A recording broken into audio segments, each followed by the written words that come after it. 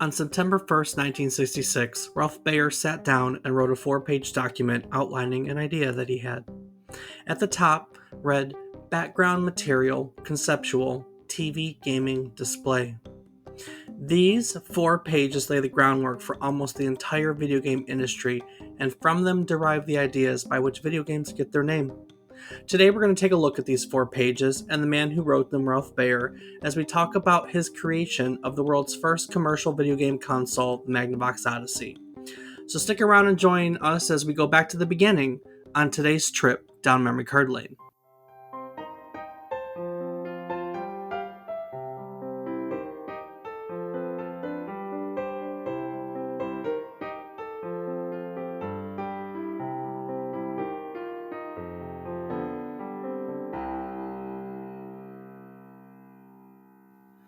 Good morning, good afternoon, and good evening. I hope these words find you well. Hello and welcome to the 105th episode of our Video Game Nostalgia Podcast, A Trip Down Memory Card Lane. Each week we tell you a story about one game, console, or otherwise relevant to the current week in gaming history, and we talk about it. While doing so, we hope to teach you something new about the game, what it took from the world as its inspiration, or what it gave back to the world as its legacy.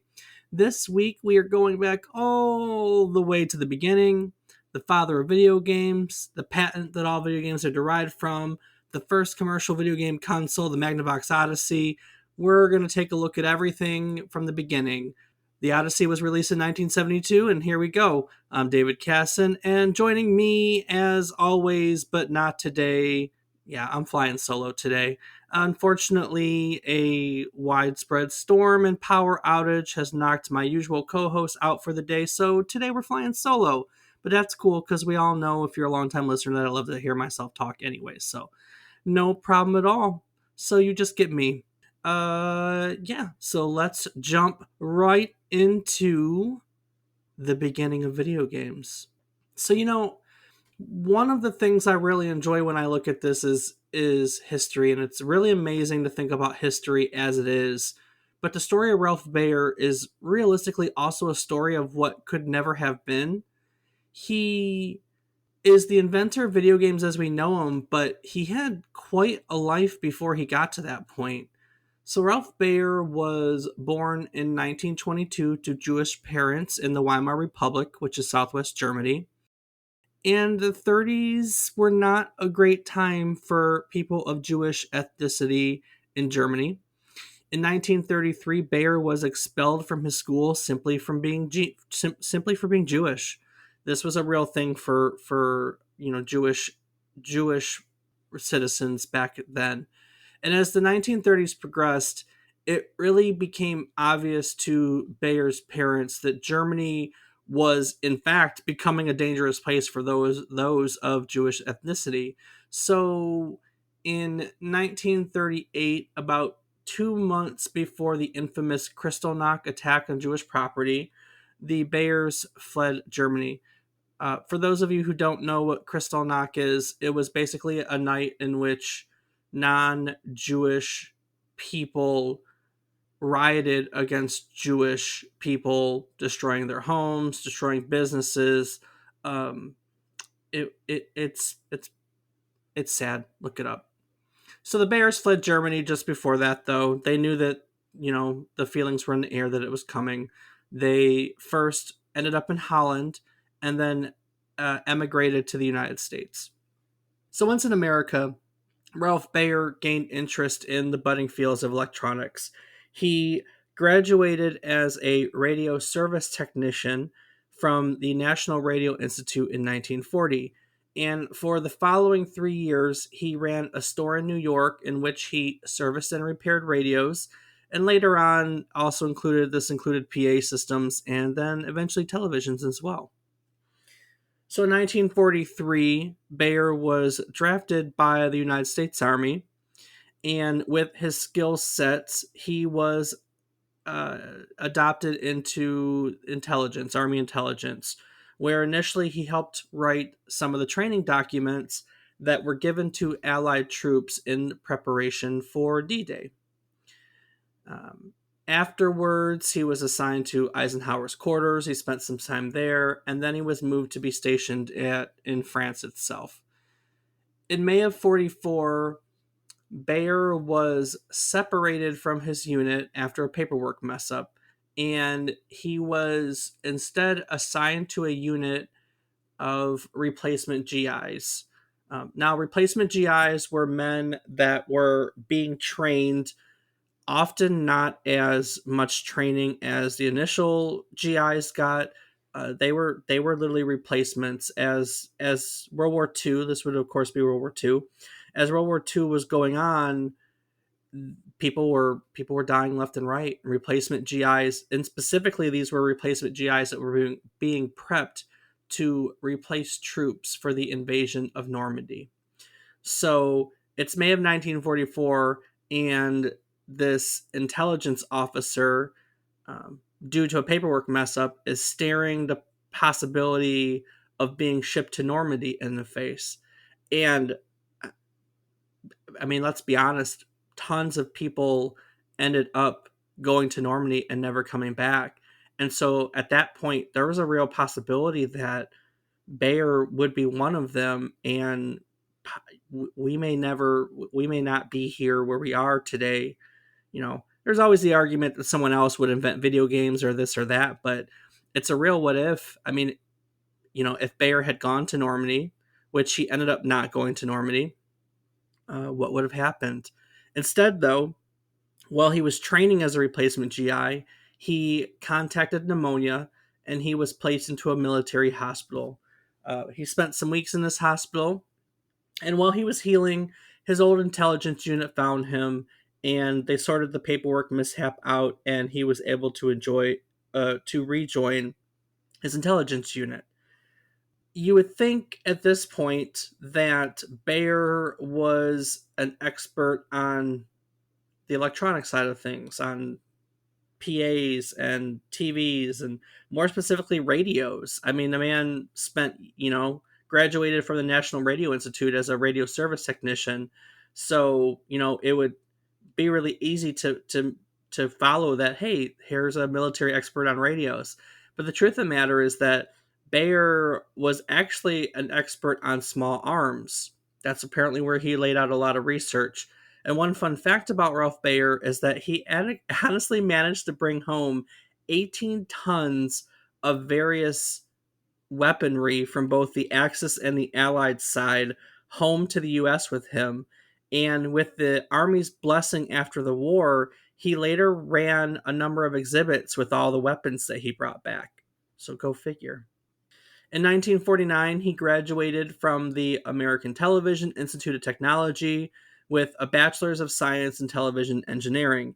He was honestly one of the first people in the world to ever have that degree. He graduated with the first group of people in the world who graduated with a television engineering degree. So he was a pioneer in television engineering. In 1949, later after graduating from college, he went to work as a chief engineer for a small electromedical equipment firm called Wappler Incorporated. As part of Wappler, he built surgical cutting machines, epilators, which are those things that take hair off, electronic things that take hair off, and low pulse muscle toning equipment. I think of that little shake belt. And because back then they didn't really know that stuff, so probably had that little shake belt that that people thought were actual muscle toning equipment. So in 1951, he goes to work as a senior engineer for Laurel Electronics, and Laurel was a contractor of IBM. And as part of Laurel, he designed power line carrier signaling equipment. And as part of other projects he was assigned to at Laurel, at one point he was assigned to build a television set. And while designing this TV set, an idea came to mind that he wanted to build something into a TV set that the owner could control in addition to its normal function of receiving signals from a remote television set. And this was the earliest seed of his idea that would eventually blossom into video games. In the early 1950s, he was chief engineer for a company called Transiton Incorporated. And then in 1956, he joined defense contractor Sanders Associates. Sanders is now part of BAE Systems, which is a huge military defense contractor. I think it's Europe's largest military defense contractor, but they do a lot of work for the U.S. military too, because if you're a military contractor, who doesn't do work for the United States military? But as part of Sanders, his primary responsibility was he oversaw about 500 engineers that were developing electronic systems for military applications. Go figure. Then again in 1966, August specifically of 1966, he was waiting for the bus one day and his television idea popped back into his head and it stuck with him. He slept on it, woke up the next morning, September 1st, 1966, and on paper, he hand wrote a 4-page proposal on which our entire hobby is based. Now, what's really cool is you can go to Ralph Baer's website, literally ralphbaer.com, and there are scanned copies of these 4 pages and typewritten if you can't read his handwriting. But you can literally go and you can see the document that turned into our entire industry. It's dated September 1st, 1966, and at the very top it reads background material, conceptual, TV gaming display. And it goes on to read that the purpose of the invention is to provide a large variety of low cost data entry devices which can be used by an operator to communicate with a monochrome or colored TV set of standard commercial modified type. So that's a really fancy way of he wanted to basically create these boxes that could interact with a TV with a TV. So he noted that he wanted to design what he called games for it. They were classes of games. Among the suggested classes of games, they include action games, in which the skill of an operator plays a part. One suggestion was steering a wheel to control random drift of a color, and then seeing which participants can manage to match the color the longest. They suggested board skill games. Examples for that were given checkers, chess, and dominoes. Another class were artistic games. Artistic games were suggested to be games in which the player manipulates controls to produce artistic designs. Sometimes they would have to do so working against a timer. So the concept of time attacks was right in the beginning. There were a suggestion for instructional games. These were games that were designed to teach the basics of things like geometry, arithmetic, basically what we call educational games. Another class were board chance games. These were described to be games like roulette or potentially dice games. They gave card games their own class. Kind of speaks for itself, right? We all like card games. And the last class of games suggested were sport games. And as a suggestion for a sport game, they suggested auto racing. Now, in the rest of the 4 pages, he lays out the technical ways in which he believes he can accomplish this goal.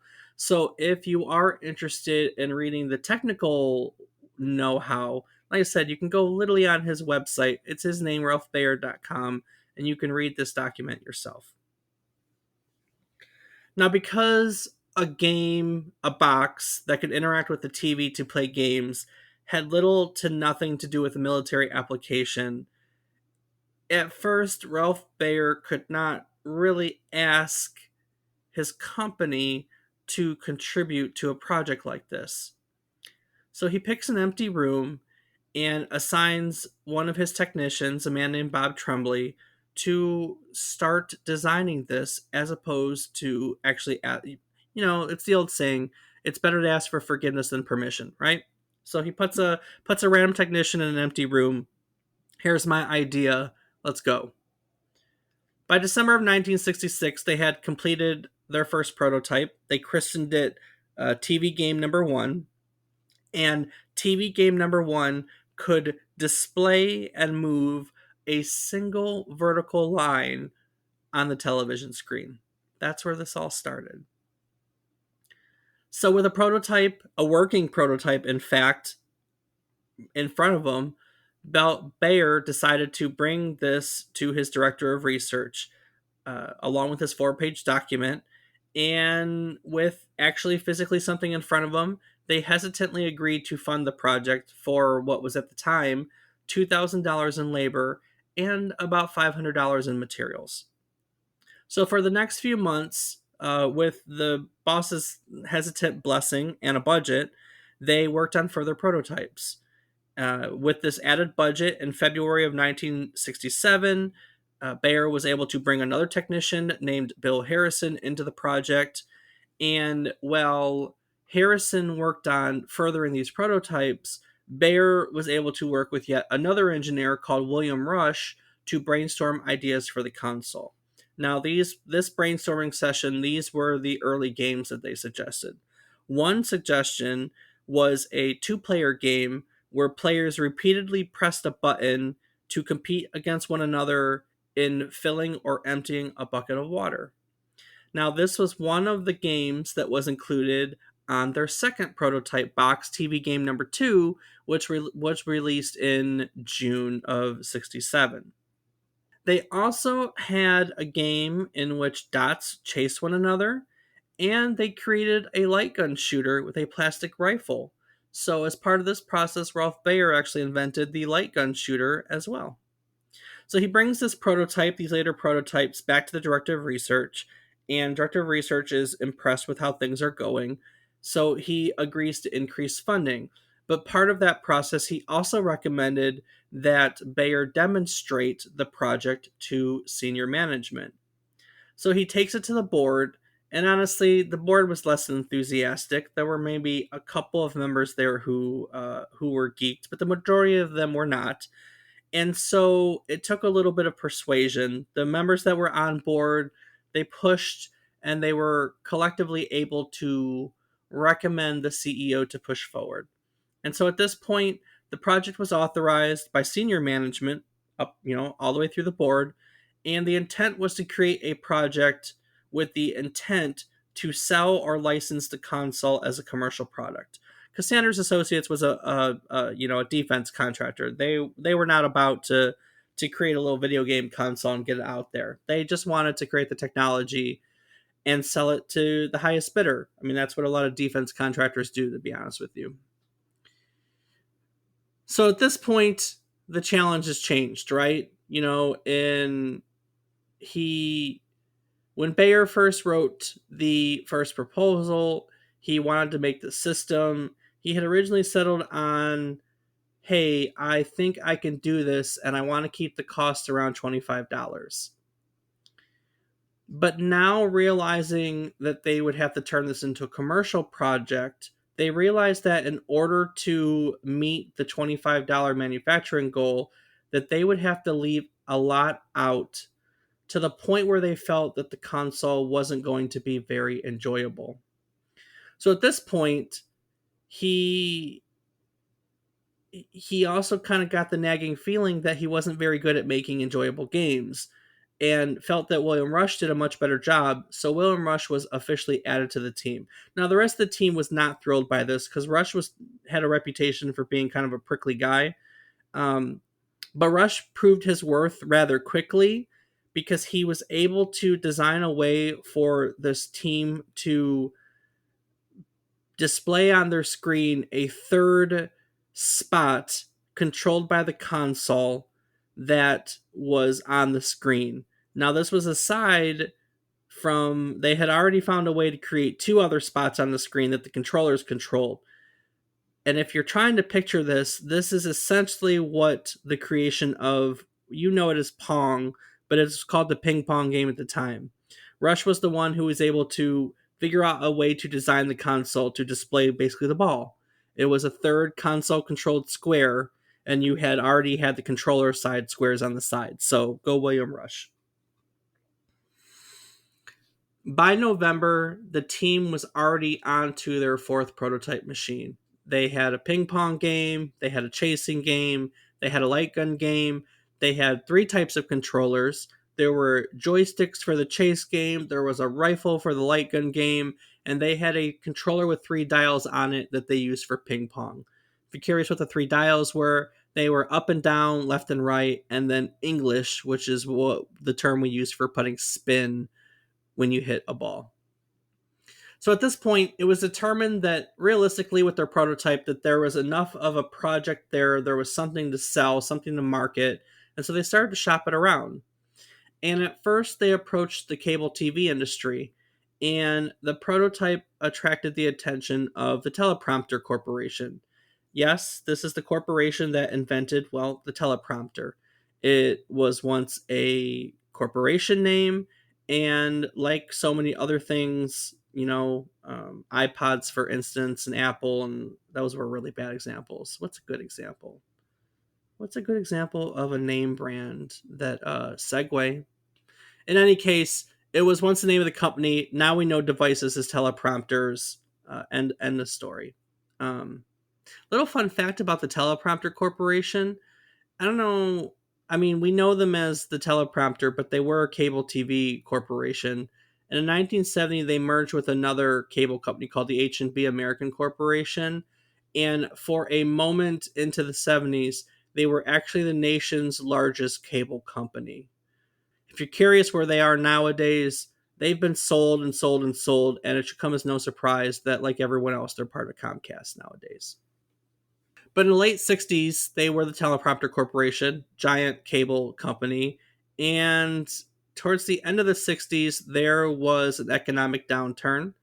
Now, this caused Teleprompter as a company to have cash flow problems, and they had to back out of any deal to acquire or market a video game console. Now, this same downturn caused Sanders Associates, the company that Baer worked for, to have an issue. And this caused the project to have to pretty much be put on hold while the company underwent large scale layoffs. The project was luckily picked up back towards the end of 69. Unfortunately, probably due to layoffs, William Rush was no longer part of the team, and the team was able to design 2 more prototypes. The one we know of today, the one that is in the Smithsonian, literally, it's in the Smithsonian Museum uh, as the first video game console, is the 7th prototype. We know it as the brown box. And it's got its name because they covered it with that really typical 70s wood grain veneer that can be found everywhere. That's what they used on the casing of the box. So it got the nickname the brown box. So the brown box was, I mean, pretty much a complete project, right? So when the cable company's built out, now they have a prototype and they really don't know what to do from this point. So the lawyers suggested at Sanders had suggested, like, hey, let's start filing patents on everything. So they take these original documents and what they've worked on to this point, they start filing patents with the patent office. And somewhere in this process, a Sanders lawyer suggested reaching out to television manufacturers instead. Now, several companies expressed enthusiasm over this project, but really only RCA wanted to purchase the device. But unfortunately, RCA and Sanders could not come to any agreement on licensing the console out. Soon after this, an RCA executive named Bill Enders left RCA and he went over to Magnavox. And as an executive at Magnavox, he convinced Magnavox to go ahead and look at the console again. Again, it was a fight, but in the end, Enders won. And in January of 1971, the 2 companies finally signed an agreement that Magnavox was going to produce and license the brown box as the intent of making an entertainment device. I'm not even going to say video game console. They didn't even have the term video games yet. So the project was turned over to a team at Magnavox. This team was led by George Kent, and they redesigned the exterior from the brown box into the console that we know today. Baer and Harrison, 2 of the Sanders engineers, consulted on the project, and some changes were made to the console itself. One big one was that color TVs were still seen as a luxury, so the ability to show color was removed. They made it so instead of 3 controllers, it only had one, which was the 3-dial controller. And they also changed it so the system of selecting games, it was changed. Originally, it's a dial, and they changed it to be separate game cards that modified the console circuitry when plugged into the console. So let's talk about that for a moment. You see, all the internal circuitry, if you're a nerd about this stuff, was designed with discrete components rather than integrated circuits. Integrated circuits were really just becoming common in the 1970s. So instead of what we have nowadays, which are literally like chips that contain all the components in one, and I know I'm getting a little bit ahead of myself because we have microchips now and so on and so forth. But integrated circuits have everything in one. This literally was a giant board that had capacitor for this and transistor for this and capacitor for this and transistor for this. And it laid out every single one of those components separately. And it, that's quite, it's a quite awesome piece of engineering if you think about it. Way different from, I mean, by the time we got into the next generation of games, that wasn't even the way we did it anymore. So now, so this team works on the console itself. There's another team that go to work designing the games for the system. They are the games that came out with the Magnavox are largely based on the original designs by Baer, Harrison, and Rush, but they are not, in fact, the games that were designed by Baer, Harrison, and Rush. Then it comes time that we have to market and name the system, right? So at first, they're thinking about naming the system the Magnavox Skillovision. Kind of has a fancy ring to it. But eventually they settle on the Magnavox Odyssey. I honestly don't know where the name came from. It just really goes from one to the other. The light rifle game that Ralph Baer designed was turned into a separate add-on. As you can see, downloadable content was a thing even here at the beginning. We were always fated to get it, ladies and gentlemen. Always had add-ons from the very first console ever created. And after all these designs, all this stuff between Magnavox and Sanders, they finally released the new console. It was the Magnavox Odyssey. It was announced with a launch date of September of 1972 and a price tag of $99.99. Now, I want to talk about the console, of course. How can we not talk about the console? But I really want to go back to the point where I said video games weren't a thing yet, because no one had started to use the term video games. It didn't exist when the Odyssey was released. So if you go back to look at the early marketing of the Magnavox Odyssey, it has names like the new electronic game of the future, or at one point it was referred to the closed circuit electronic playground, which is honestly kind of cool in context. But it wasn't for another year or 2 more years, if I'm not mistaken, that anyone started to use the term video games. So, I mean, this even predates the term. So we have a console, right? $99.99. So what does it have? Well, for starters, uh, the console itself is really only capable of displaying a bunch of primitive squares. So in order to make the experience more exciting and to give you more to do, it comes with plastic overlays. These are clear pieces of plastic with things written on them, like see-through things written on them that you would put on your screen. So, like, if you played a game called baseball, you could put an overlay on your screen that was typically like a baseball field, because they couldn't display the baseball field. All they can display was the square, and you were supposed to imagine that the square was players, and the plastic overlay on your television screen was your field. Football was the same way. There was one that was a football field that was, just squares running across the screen, but the football field was how you were supposed to imagine it. And not only that, this system was so primitive, there was no scorekeeping. So if you wanted to play like football or baseball, even the ping pong game didn't keep score. You had to keep score yourself on all of these games. But yeah, so there were plastic overlays. There was paper money that was included for like gambling games, because roulette was a game that would eventually come out. I said that the class of games were card games, so it also came with playing cards. And back to the gambling, it also came with poker chips. So a lot of interesting things came in the original Magnavox Odyssey box.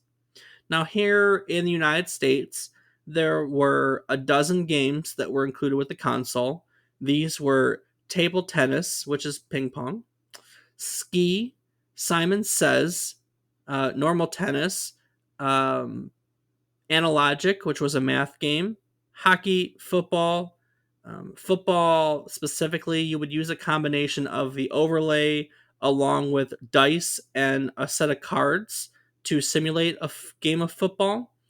There was a cat and mouse game. There was a haunted house game. There was a submarine target shooting game. You could play roulette. And there was also a game called States, which was a trivia game about the states.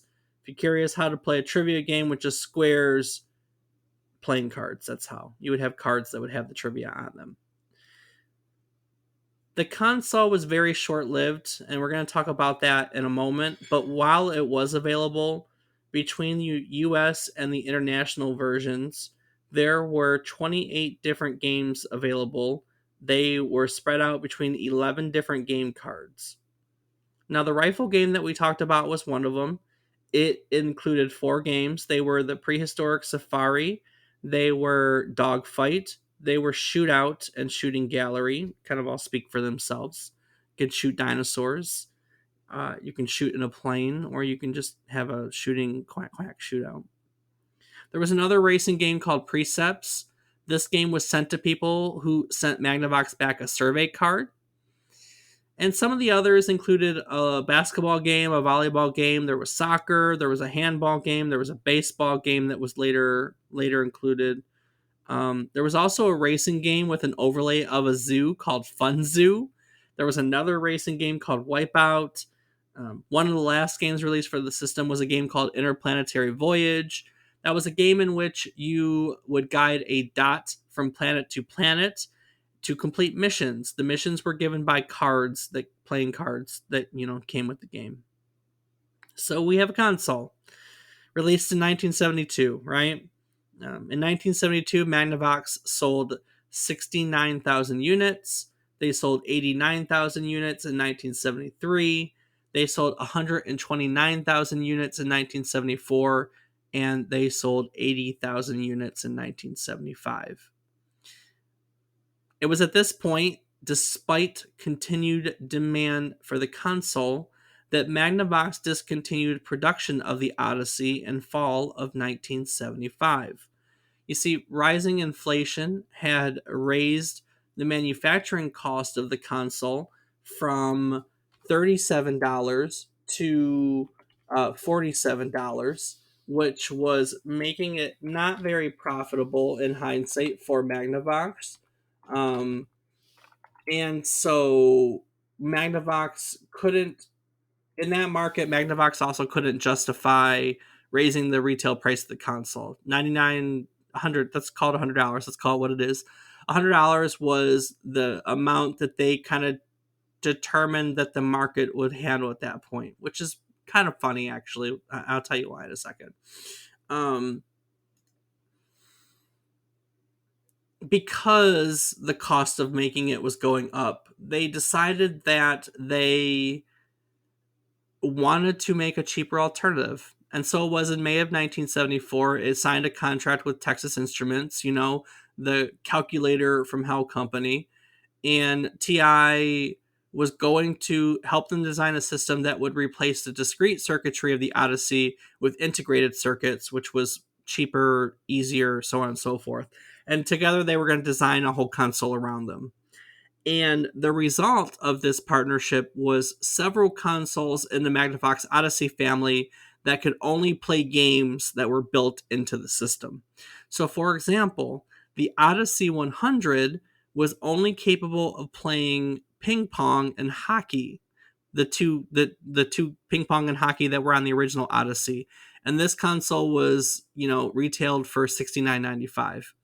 And now back to the reason why it was hilarious that they felt they couldn't raise the price of the original Magnavox Odyssey. Another example is the Odyssey 200. It included the handball game on top of all the others. Along with, they managed to get away to add rudimentary scoring on the screen. And the Odyssey 200 retailed for $109.95. So they found a way to get the market to, put up with things costing over $100, but it had to be perceived as an upgrade to it. Now, if you're wondering, or you're thinking that it's weird that the console was only capable of playing video games that were built into it, that's honestly the way that the majority of the first generation of video game consoles were created. The first generation of video game consoles had hundreds, and that's not even an exaggeration. There were literally hundreds of consoles in the first generation of video games. Now, there's only a handful of ones that are notable to this day, but there were tons. Literally, there were just a lot of one-off games, like, APF Electronics made something called the TV Fun 401, which was a Pong console, and then a TV Fun 401A, which was also a Pong console, and the TV Fun 406, which was also a Pong console. Over the United Kingdom, you had a company called Ajax that was making the TV game T800, which was an Ajax Pong console, and the color video game BM1000, which was another Ajax Pong console with probably a few added features on it, Atari was making stuff too. They made the Pong console. Before the Ataris as we know it, they literally made a model that was just called Pong. That's all it did. It had 2 dials on it, and it played Pong on your TV. And then they made Super Pong, and then they made Super Pong 10. And then they also made fun stuff like the Hockey Pong, which, I don't know. It's Pong, but imagine it as hockey. They also had Super Pong and Ultra Pong. There were just, a lot of companies. A lot of companies. Bandai made a Pong console called the TV Jack, and Coleco made a actually, that was one of the big ones. So Coleco made a Telstar console. That was one of the bigger ones. In fact, the big video game consoles of the very first of the first generation were the Coleco Telstars, the Atari Home Pong, the Magnavox Odyssey series, and then Nintendo made something called the Color TV game series. Now, I would like to do an episode on the Color TV game series at one point. The Magnavox Odyssey only sold about 350,000 units altogether in itself. The various consoles in the Color TV game series sold 3 million. So Nintendo's first generation console beat the crap out of the Magnavox Odyssey. And the Odyssey really just has a distinction of being the very first console. Now, all of the others used integrated circuits. They were inbuilt chips. The only one that actually was a printed circuit board was the Magnavox Odyssey. Fun little fact. So, yeah, first generation console literally had hundreds. And it's really funny if you ever go and you look at the generation of consoles, because we went from hundreds in the very first, in the first generation of consoles, to only about 15 consoles in the second generation of consoles, and then by the third we had settled into the Nintendos and the Genesis, so we only had like 8. And now, of course, nowadays, we're down to like 3: the Switch, the PlayStation, and the Xbox. That's a little bit of exaggeration. There are others, but you get what I'm saying. So Nintendo's the only console manufacturer that was there in the beginning that is now from the first to now. A little fun fact. Anyway, a lot of consoles in that first generation, and the Magnavox Odyssey was just one of them. Now, there were 11 different Odyssey consoles in that weird 100-200 series that were produced with the inbuilt chips, and then Magnavox created a follow-up console, which was a non-dedicated console called the Odyssey 2 in 1978. I have an Odyssey 2. It's the oldest video game system I own, and it's pretty cool. It's a little piece of history. I treasure it. And the truth is well, like I just said, while the Odyssey started the video game industry, it's not a commercial success. Magnavox made way more money in court going after copyright infringement than it did on the console itself. One of the smartest things that they did was file those patents when they had nothing else to do. And so they started going after companies for infringing on their patent. And I mean, they cleaned up. Among its targets were Atari, Bally Midway, Sears, William Electronics, and more. One of the major ones to come out of this was Atari. Atari's first successful game was Pong. That's what they're famous for after Computer Space. That was their first, and then Pong. And it came out later that Nolan Bushnell, one of the founders of Atari, had went to a demonstration of the Magnavox Odyssey, played table tennis, came back to Atari and told Alan Alcorn, told one of his engineers to, here's my idea, design it. And the guys at Atari designed it without knowing where it came from. And this all played out in court, and Atari ended up losing. I mean, pretty obvious that they would lose, right? They ended up losing. In the end, Baer's patent, it's called the 480. It's called the 480 video game patent because the last three digits are 480. The 480 patent was labeled as the pioneering patent. It's literally called the pioneering patent for video game art. And all these suits that they filed for copyright infringement were either won or settled on, like all of them. Atari, for example, they agreed to purchase a license for $1.5 million, which was insane money at the time. And as part of the agreement, they granted Magnavox access to all of their technology that was produced between June of 76 and June of 77, the time period that they were profiting off of this intellectual theft, which is really cool. Later lawsuits, they were able to wrangle in Coleco, probably with ColecoVision, Mattel, and Activision, and even Nintendo got sued by Magnavox at one point. And when I say they cleaned up, I'm not even kidding. All in all, it's said that Magnavox won over $100 million in settlements involving the original Odyssey patent, the 480 patent, and they continued to win these lawsuits until the patent expired in the early 1990s.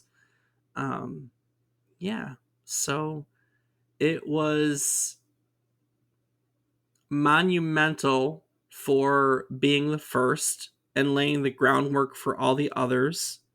And Magnavox cleaned up by being the first to patent. So it goes without saying, protect your intellectual property, ladies and gentlemen. So that's the Magnavox Odyssey. It's a 1972 console. This is usually the time when Rob joins me with some reviews. I don't have Rob, and I don't have reviews. Let's be honest, no one was publishing their reviews for a console in 1972. I found a few little snippets, but nothing of substance that was interesting. People had mixed feelings. Some people thought it was the coolest guy ever. Some people were concerned. I mean, let's be honest. Anytime you have something new, there's always concerns. But a lot of people were in awe. It was a new electronic toy. Who knows how it was going to go. So, the Magnavox is very important to us in history. And like I said, it's in the Smithsonian. The brown box is in the Smithsonian. There are replicas in it in other video game museums. It holds a place. It's the first video game console. It's going to be historically relevant. You can find it in a lot of places because of it. If you ever get your hands on an old one in box with all the overlays and everything, that's what you want, because those are the hard stuff to come by. So now, aside from the Magnavox, Ralph Baer, he has the name of the father of video games. He does. Now other people have been given that title. Bushnell, with Pong was given that title. There's a man named Jerry Lawson who invented the first console or helped design the first console that had cartridges. That's the Fairchild Channel F. We're going to be covering that not too many episodes from now. So check our calendar out if you want to see when that is. So all these other people were given the title, but realistically, Ralph Baer here is the one who generally is, we as video game historians generally look at Ralph Baer as the inventor and the father of video games, all the way up until his death, I think 2014. Now, he has invented other things, though, that you may not know about him. Other than video games, he has credit for being a co-designer on 3 relatively popular electronic toy games. The most important invention, probably, that he has is Simon. That little handheld console with the lights and the sounds that you have to, Simon says it lights up and you have to match the pattern that it lights up. That was a Ralph Baer invention. He made its sequel, Super Simon. He later made another game in the same vein. It was a hard, similar pattern matching game called Maniac.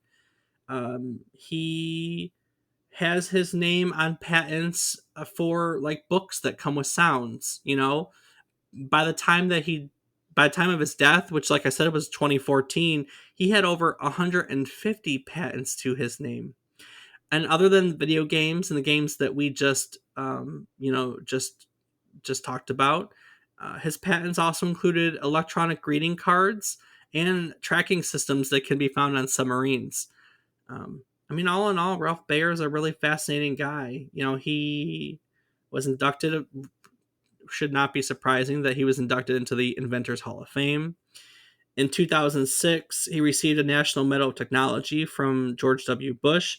Honestly, there's a really sad story about that. You can go on his website and view it, but his wife passed away, the love of his life passed away on Friday, and on Monday, he was at the White House getting the medal of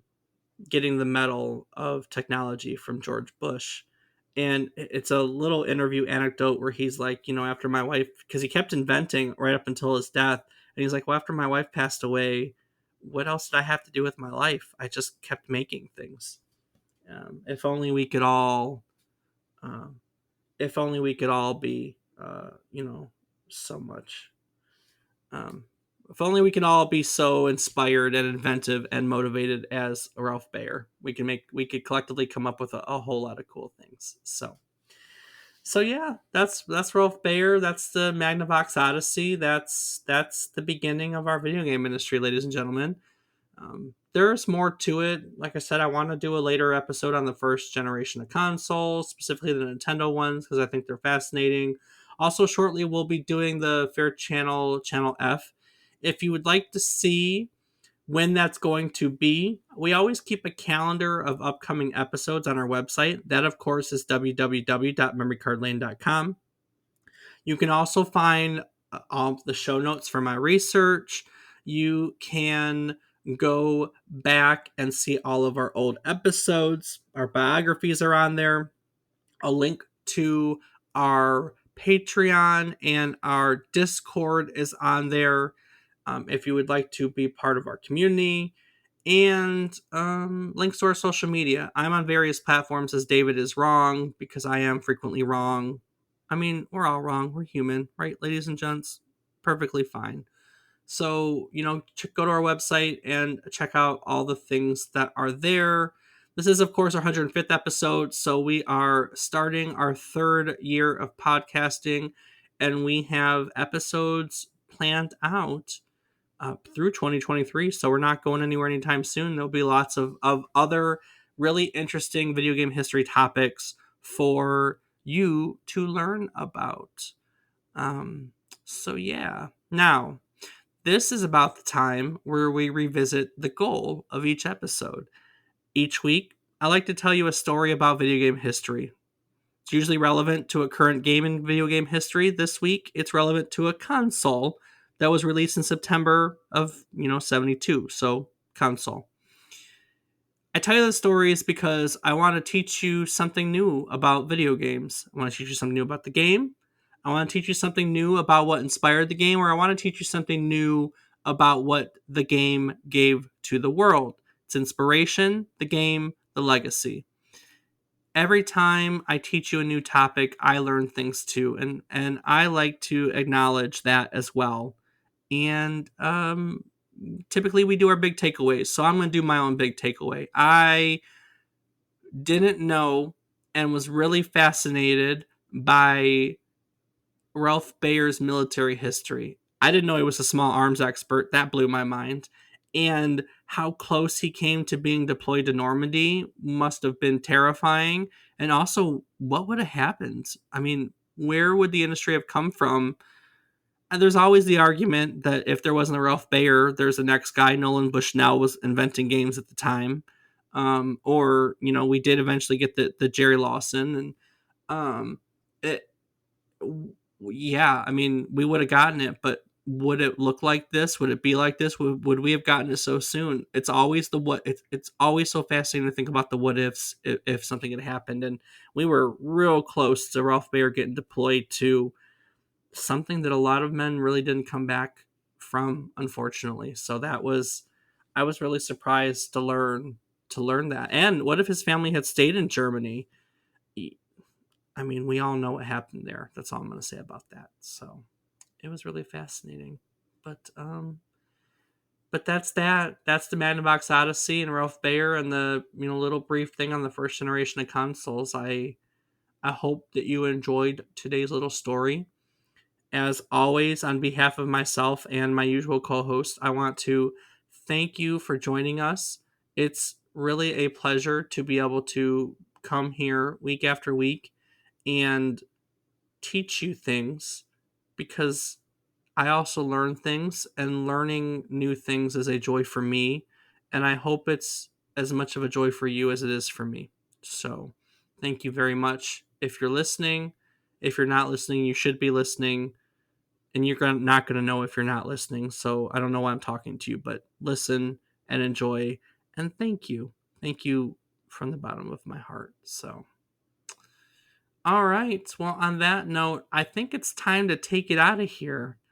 Next week, we should be back to normal. And we're going to go back to looking at an early game in the RPG genre. This is one of the first games based on Dungeons and Dragons.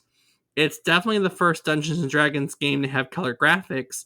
And in the entirety of video game history, it's the first true party-based game. Wizardry, Proving Grounds of the Mad Overlord, was released in September of 1981 for the Apple II. In launching Wizardry, a series started that has spawned 8 games, along with some spin-offs, and we're going to look at all of it. So join us again next week as we party up to fight some evil on yet another trip down memory card lane. Hey, Dave, do the thing anyways. Do-wop, do-wop, do-wop, do-wop.